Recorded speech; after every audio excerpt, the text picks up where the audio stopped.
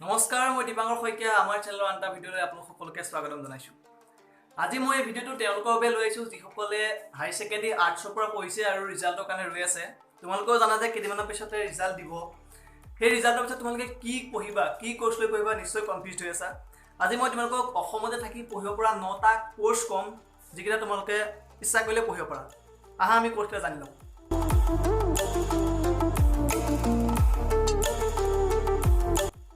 আমাৰ লিষ্টৰ প্ৰথম কোৰ্চটো হৈছে আমাৰ সকলোৰে পৰিচিত, ইনফেক্ট তোমালোকৰ ভিতৰতে বহুতে ল'বা চাগে, এইটো হৈছে BA বেচেলৰ অফ আৰ্টছ। হাই ছেকেণ্ডেৰীত পঢ়ি যোৱা যিকোনো এটা ছাবজেক্টত তোমালোকে অনাৰ্ছ লৈ BA কোৰ্চ কৰিব পাৰা।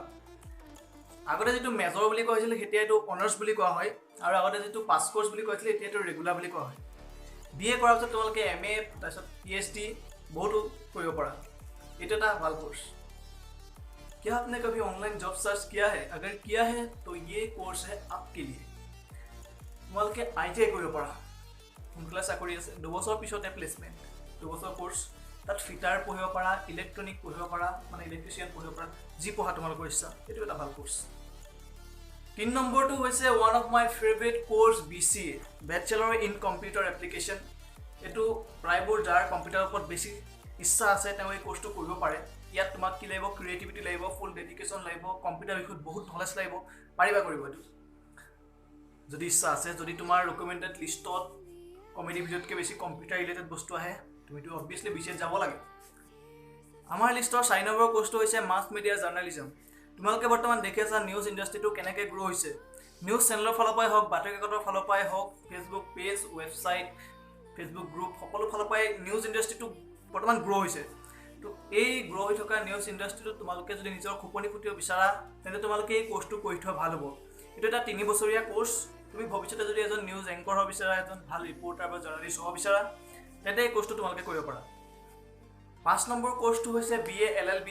এইটো এটা 5 বছৰীয়া কোৰ্চ হয়। তুমি অসমৰ যিকোনো এখন ল' কলেজৰ পৰা এই কোৰ্চটো কৰিব পাৰা। এই কোৰ্চটো কৰাৰ পাছত তুমি এজন এডভকেট হ'ব পাৰিবা, এজন লয়াৰ হ'ব পাৰিবা, বা এজন লিগেল এডভাইজাৰ হ'ব পাৰিবা।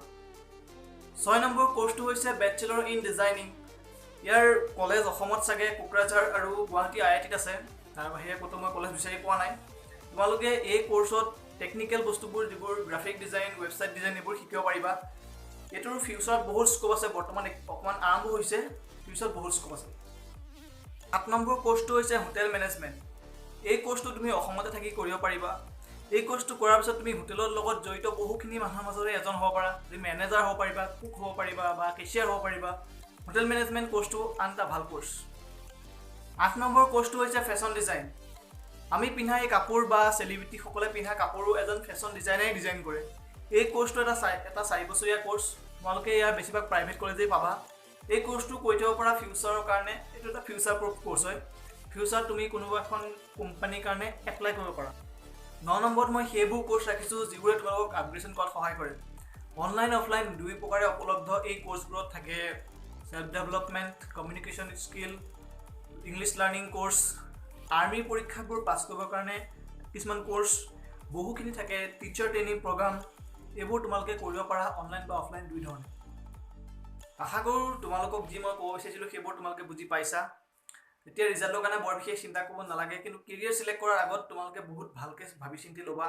প্ৰতিটো বিষয়ৰ ওপৰত ৰিচাৰ্চ কৰা, কোনটো বিষয় বা কোনটো কোৰ্চ তোমাৰ ফিট হ'ব সেইটো আগতে বাছি লোৱা। অভিভাৱকৰ কথাটো মানিব লাগিব, কিন্তু অভিভাৱকৰ প্ৰেছাৰত তোমালোকে ভুল ডিচিশ্যন কেতিয়াও নল'বা। Always choose the best for U.